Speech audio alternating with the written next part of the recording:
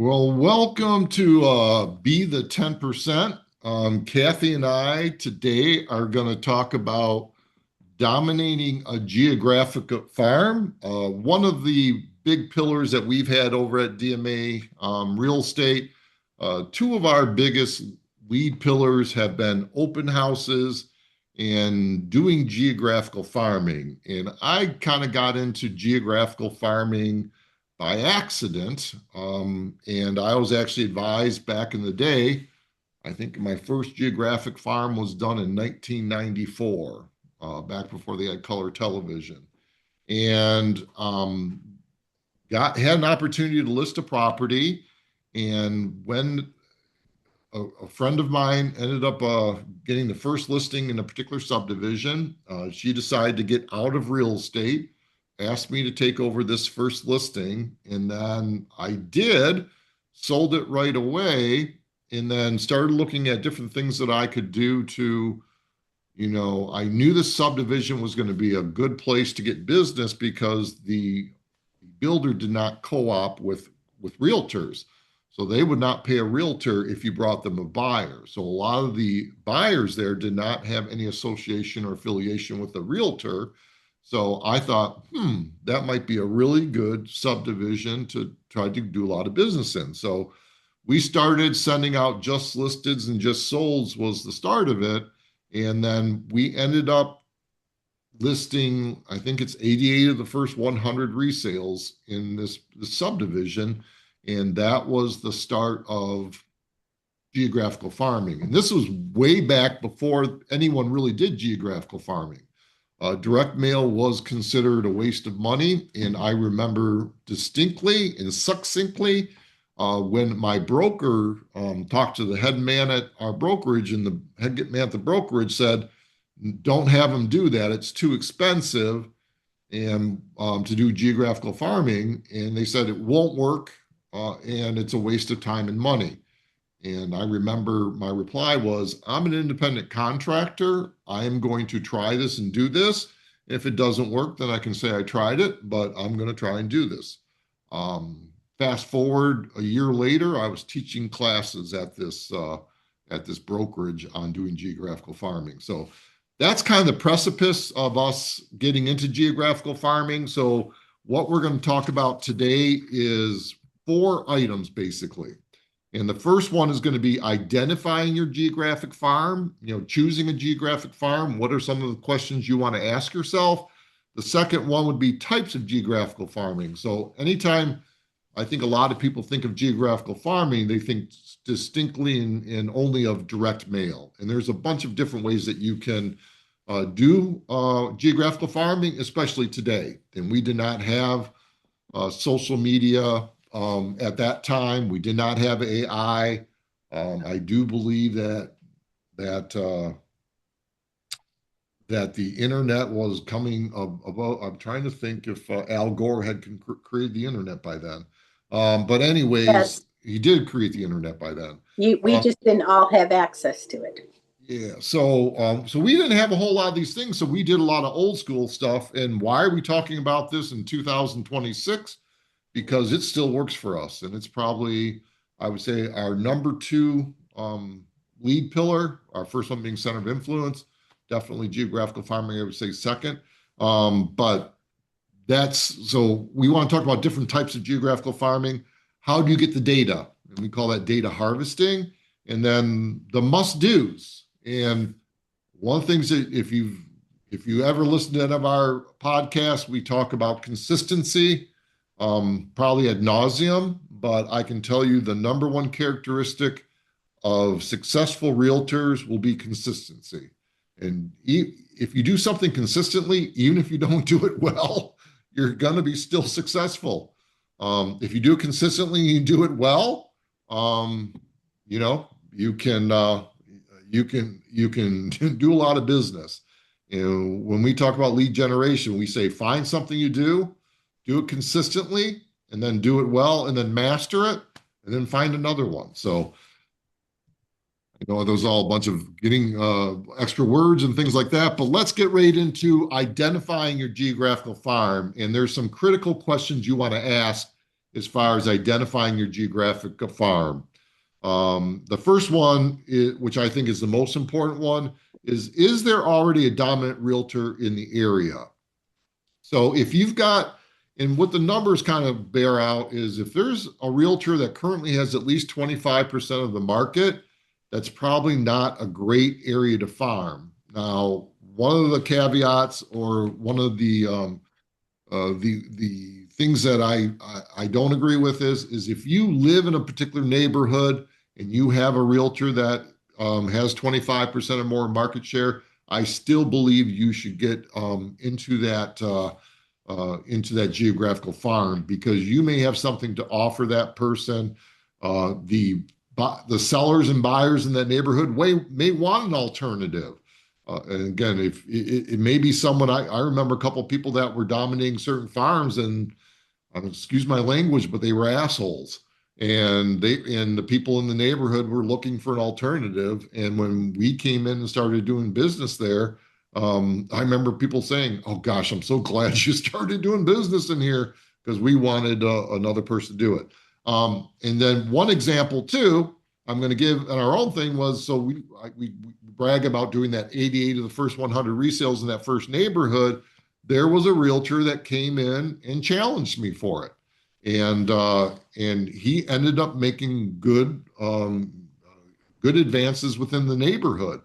So you can take on the person that already has market share if you do it well and do it the right way. And then the other part too is if you have a unique hook, you may have a different hook. Like if I did not live in that neighborhood, if someone that lived in the neighborhood came in and started geographically farming, they would have that hook of, hey, I live in the neighborhood. So the second one is what is the turnover in the area? Is there enough turnover where I can get a positive ROI on my investment? And typically we want to see 8 to 10% turnover. We are not seeing 8 to 10% turnover in any neighborhood right now. So what you want to look at is just how many sales are turning over to make that the investment that you have to spend. Because one thing we're going to tell you about is you want to make a 12-month commitment to a geographic farm. And so is there going to be enough turnover that if you can, make that 12-month commitment that you can make a profit from farming the neighborhood? Just be aware though too, is that you may not, get that investment back in the first 12 months. You may be laying the seeds for getting, a big return on your investment year 2, year 3. And then the third one is why do I want to farm this area? As in anything, there should be something about that particular neighborhood that you just really like. And one of those could be it has a lot of turnover. The other one would be is any neighborhood that you live in, I would geographically farm. If you want to do business with your neighbors, I have to admit, I live in a neighborhood, I listed a house, and then it was actually uncomfortable. And so I don't go out of my way to farm my particular neighborhood, but I will take listings in there just because of the situation within my neighborhood. But you want to, it may be something where you like the architectural styles, you may like the location to where you live, it may be where you grew up, different things like that. Why do I want to farm this area? So those are going to be the things that you look at as far as identifying your geographic farm. If you're thinking about a particular area and want to run an area by us or say, hey, would this be a good idea to farm? Get a hold of Kathy and I. We'd be happy to give you our opinion. As anyone that knows either one of us knows that we very much enjoy giving our opinion on things. So, you know what? There are a couple more things as far as identifying your farm. So I went a little bit too quickly. So what is my hook that will give me a competitive advantage? So again, using an example of I live in the neighborhood, I grew up in the neighborhood, things like that would be quote unquote your hook. And then, like I said, in that one farm where I was doing a lot of business, if there was a realtor that lived within the neighborhood, that could have been their hook. And then the other question you want to ask is the number of homes that I will be farming manageable for consistency? You don't want to bite off more than you can chew to begin with. So if you take 5,000, 10,000 people farm, then can you do that consistently for 12 months and keep up with that farm? You may want to just start 400 to 1,000, or if you can do a little bit more than that now with technology and AI, but make sure that you're taking a geographical farm that you consistently can do for a minimum of 12 months. And then the other part that I like is the price range for my geographical farm area comfortable for me? So I see a lot of people in real estate that when they start trying to do a farm, they'll get into the million to $1.5 million range when they grew up in the $200,000 and $250,000 range, and they are most comfortable 200 to 500.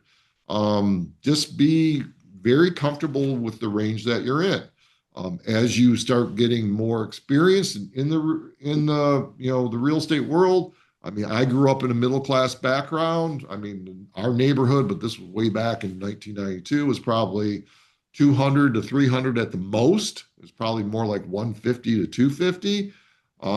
But I'm just as comfortable today with a $2 million listing as I am a $200,000 listing.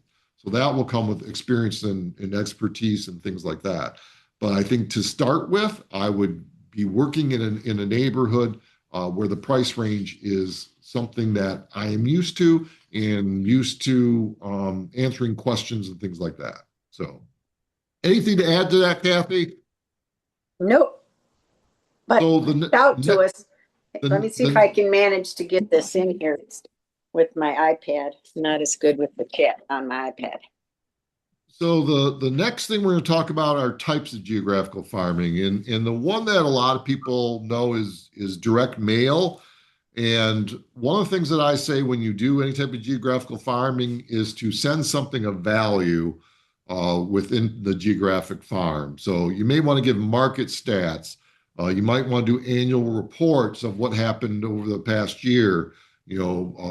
Plus or minus percentage of homes that sold over the past 12 months or in that particular year.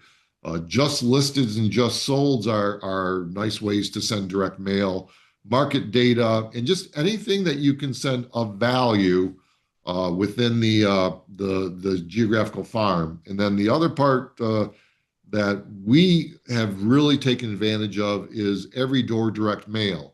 Now, every door direct mail is going to be a little bit more difficult when you have a specific targeted neighborhood of like 400 to 1,000, but like we farm like even whole zip codes, and we'll do those by EDDM, which is every door direct mail, because it will be about a third of the cost of traditional postage. So we do every door direct mail. And if you have a local marketing company that you utilize, I'm sure they'll know how to do EDDM. So I would get with your marketing person on every door direct mail if you want to do larger farms. And the other reason why I like direct mail is I can hit, like in my neighborhood or my zip code of where I live, there's 9,300 residents. I can hit them for about $4,000. And that sounds like a lot of money, but if I can get a couple people that will call me, I'm listing something next week in the neighborhood next door to me. It's a $500,000 listing. It will be at 3%. It'll be a $15,000 commission for a $4,000 mailing that we sent out. So just be aware that direct mail can be expensive, but again, we're also seeing the reversion back to people liking direct mail. And then we also target seniors as well. I would say our favorite demographic are seniors, and seniors love direct mail. The next type of geographical farming would be email. And then, the other thing is that people are being spammed so much today, though. So if you can make it more personalized, the better, and also be able to provide, information. I know a lot of people are emailing newsletters, but anything that you can do to provide value to your database is helpful. And then, like I said, and if you can personalize it, and I know a lot of people want to use AI to do their emails. I can tell an AI email from a personal one. I will use AI sometimes when I'm trying to develop a relationship at the beginning of someone I don't know. But anyone I know, it's yo, dude, what's up? And they know that's not AI saying something to them. Now, three, again, we've been teaching this for about 4 or 5 years, geographical farming, and we use phone calls. Phone calls, you can still pick up the phone and call, and especially like your center of influence in your neighborhood and things like that, but just be very careful of the do not call list. And then the other part with phone calls is, and again, it shouldn't even just be with phone calls, with email, direct mail, is that there really shouldn't be any selling involved. It should be more developing relationships and conversations and building trust and building rapport. What you're doing more than anything else is relationship building. You're not really selling. So all of these things should be used in conjunction to, again, be building relationships. The fourth type of geographical farming is what's really hot right now, which is social media groups, things like Nextdoor, Facebook. I personally don't use Nextdoor because there's a lot of negativity in it, but I know of a lot of realtors that their whole business is stuff on Facebook, Instagram, TikTok, and then anything that you can do to make it more personalized is going to be a really good thing. And even develop your own Facebook group for your farm. So start a Facebook group for your farm, invite those people, and I know I get a lot of business from my Facebook account.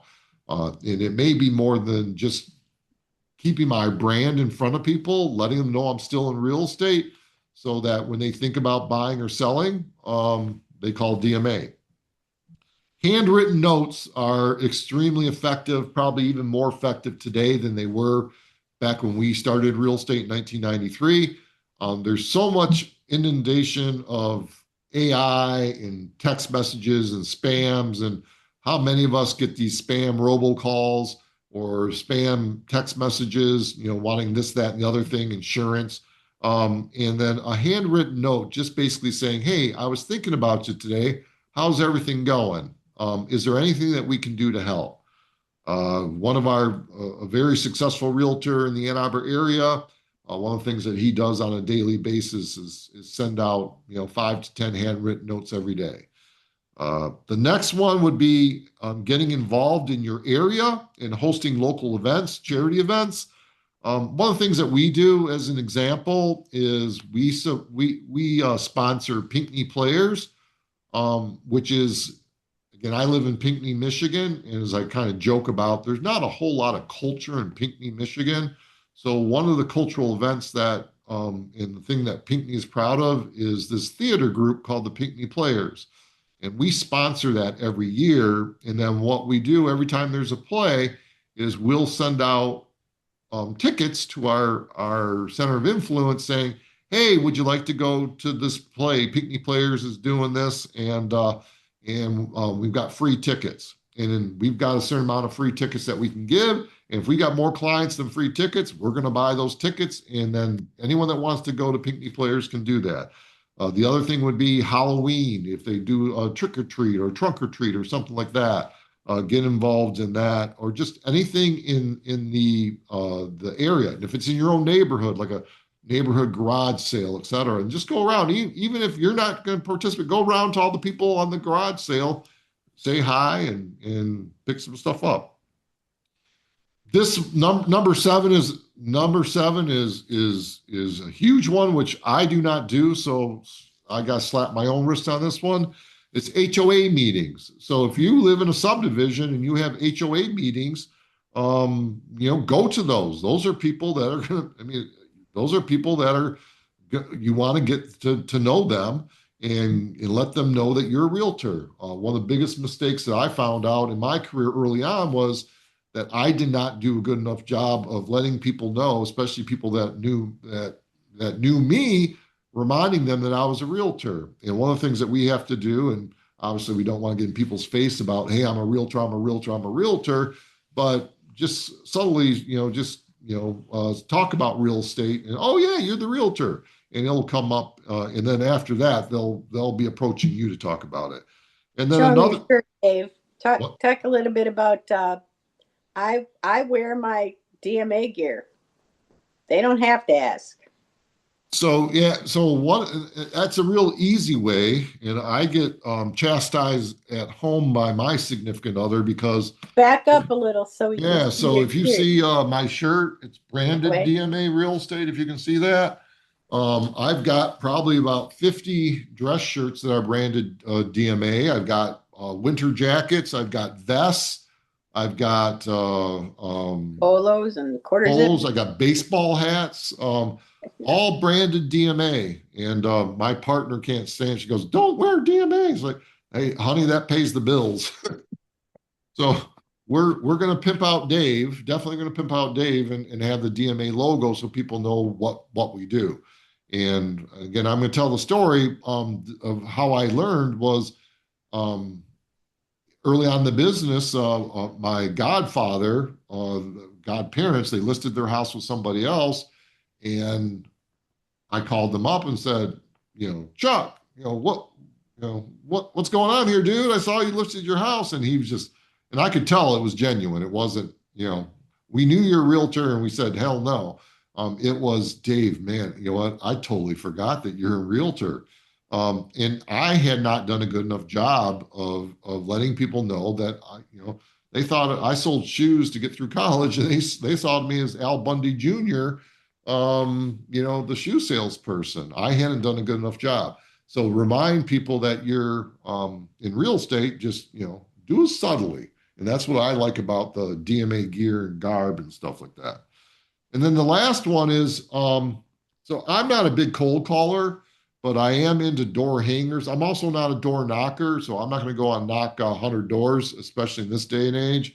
From security standpoint and things like that, I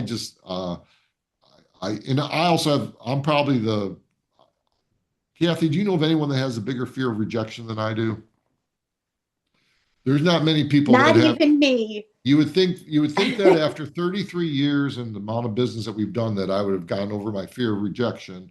But I still have that. And so I always try to put myself in places where I don't get rejected.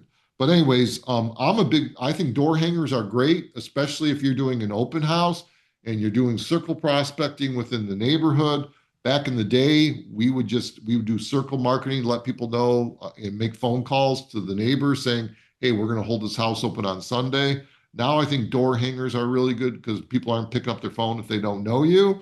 But I think door hangers are a really good way. And again, all these things should be done with proper branding and being consistent with your brand. So everything you see of DMA, we're consistent with our brand. You'll see the same thing all over the place. You may see different colors sometimes. I know we're playing around with some colors, but the logo and the branding is all very distinctive. So Remember, do not put anything in anybody's mailbox. You can hang something on the outside of their mailbox, but not in their mailbox. that is a That is federal offense. federal. I was going to And say, I've it's got not just Michigan. two brothers that are postal workers, and they made sure that I knew about that. So data harvesting. So how do you get these different names and addresses and things like that? So the 100% best way to do that is your assessor's office. And back in the day, we would have to go and walk into the assessor's office to get these information. And then the next thing is that we could buy discs with information on them. Today, you don't need to do any of that. We have a system, it's called BSA, where we can go in and just get on this website and you can get every address in your neighborhood, every address in the geographical farm that you want to get. And most of the time, it's not going to cost you any money either. Some of them are, they do have it where you have to pay to get into the records. But again, all this information is readily available. The second one would be, again, especially with neighborhoods, would be HOA rosters.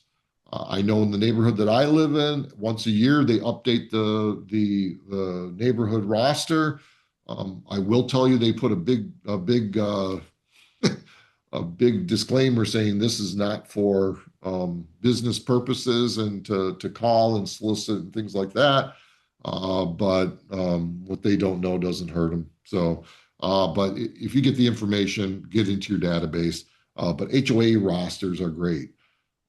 Direct mail companies. So back when we first started doing, especially just listed, just solds, we would use different companies, Prospects Plus and some of these other ones. And the direct mail companies will have the data for the addresses. And so they can do that as well. But if you're going to do a geographical farm, I would highly recommend getting every name and address. And then the other big part that we had a hard time, like in that one neighborhood that we were talking about, there would be 50 to 70 resales every year. So we would have to constantly update that information. So we would look at the solds, find the address, get the new name, because we're not one of those, or current resident or something like that. We really wanted to have the right name on there. And some people will send out, if you do a geographical farm when it just says current resident without the name, it's just another impersonalized piece of mail going to them. And then we kind of talked about the EDDM. So every door direct mail, it's going to be more postal routes. So it's based on postal routes. So let's say, on our just listed, just solds, we like EDDM because what we'll do is we'll take a 1 or 2 mile radius and find what postal routes are in those areas. And then we will designate those postal routes. And then, like I said, it's a third of the cost. And we were not getting much on our just listed, just solds. And believe it or not, we have started to gain traction with those again. And we're starting to see a little bit more with direct mail as well. Just with some of our geographical farms, we weren't seeing as much. But on our last EDDM, we got, I got 3 or 4 phone calls and definitely got one listing, and I'm going to get a second listing as well. So again, direct mail is expensive, but the amount of people you can hit, and just again, the life of a postcard is going to be much longer than a text or an email or a tweet.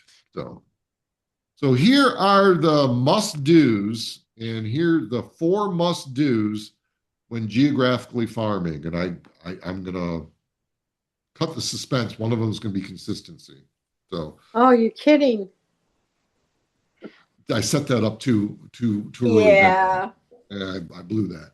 So here are the 4 must-dos when we talk about geographical farm. So the first one is you want to make a 12-month commitment. And I'm going to, Kathy, roll your eyes quick before I say this word. Roll them. There we go. So I'm going to talk about reticular activating. Much better when I actually roll them for real. Okay. So I'm going to talk about reticular activating system for the non-psychology students in the room or on, that are viewing this mastermind. But what reticular activating system is so let's say you do a direct mail campaign and you send something out 12 times once a month in a particular neighborhood. And let's say you send something out the first 3 months and you don't get any responses and you're starting to get frustrated saying, this is a waste of money. I'm not getting any business out of this. I'm going to stop. Now, so the facts about it is those people that got that mailing did see that. They did process the information, but if they were not thinking about buying or selling real estate, it probably got filed away in the shredder or the trash. But on month 4, let's say someone in your geographical farm finds out that they're getting transferred, and what ends up happening is, and then they're being relocated. Guess what ends up happening? Now everything that comes into their world, into their cognition, is going to be, they're going to see anything related to real estate because now they need to buy or sell real estate. And if you're consistent and they get your card or your direct mail on that 4th time, they have registered that they have seen it before. Now they have to buy or sell real estate. They get your car and go, well, wow, this DMA Real Estate does a lot of business in our area because I know I've gotten a lot of their cards and everything like that. I now need to buy or sell real estate. I'm going to call Dave because I know he does business in this area and I've seen a bunch of his stuff. And whether I've actually sold something or not, they see it. Okay.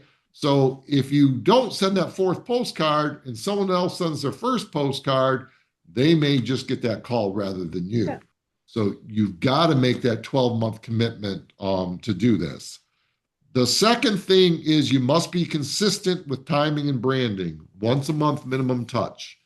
And again, it doesn't have to be direct mail. It can be an email campaign.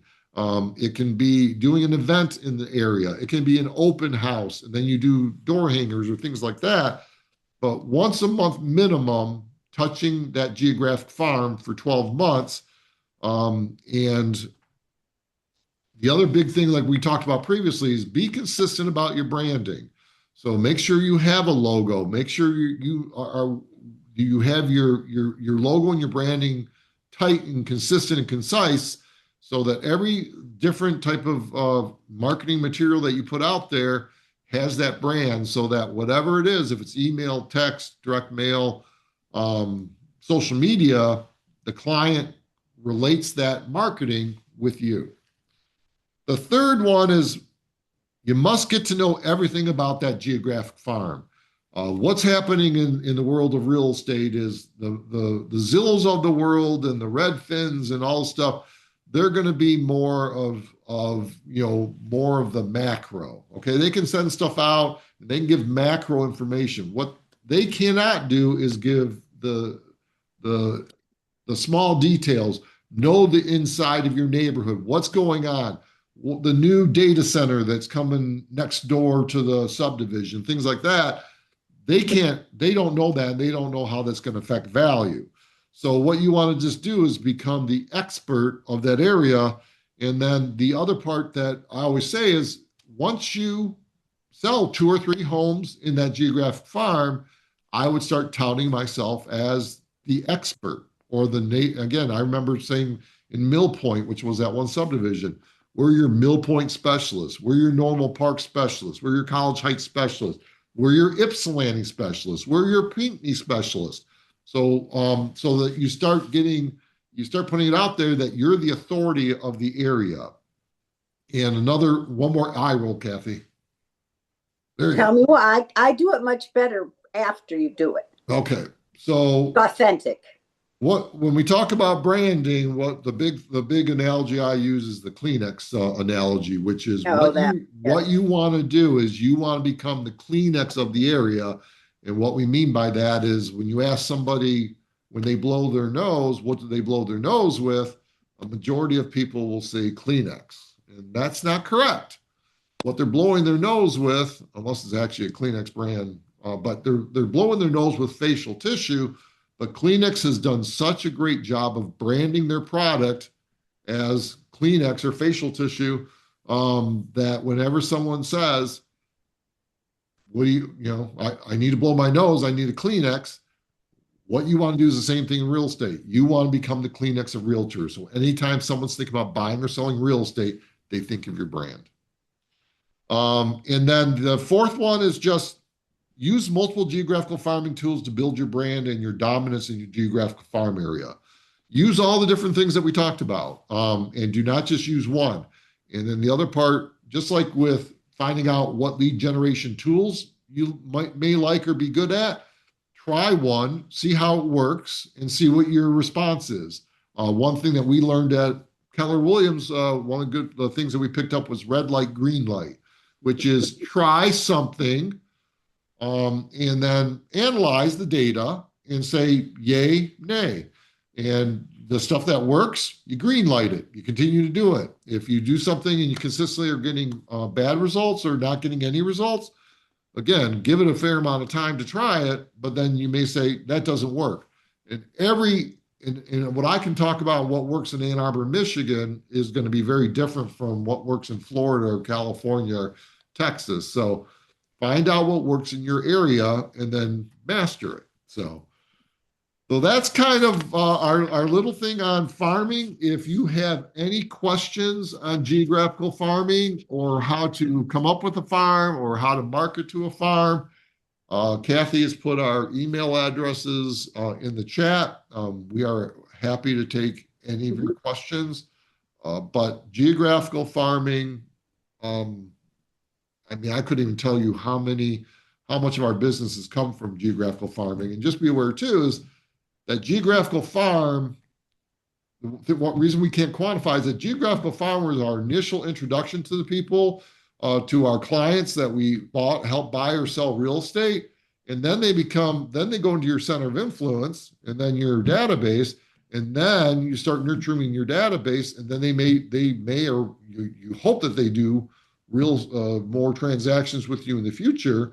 So it's hard to quantify how much, business you're going to get from doing geographical farming. But especially early on in a career, it's a great way to get yourself out there and let people know that you're a realtor, and it's a great way to get your brand out there. So, Kathy, do you have anything to add before we sign off?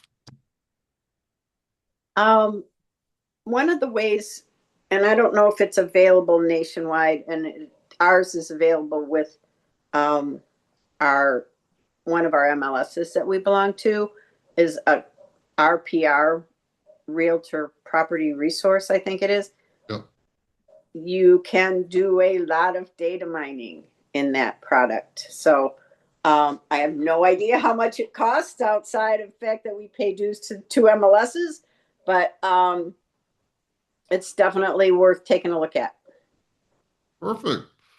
Well, we appreciate you viewing our video on geographical farming, and we wish you success in all of your real estate needs. And if there's anything we can do, either Kathy or I personally or DMA Real Estate, let us know.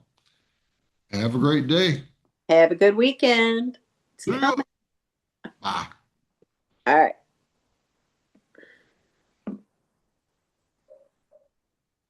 You done? Done.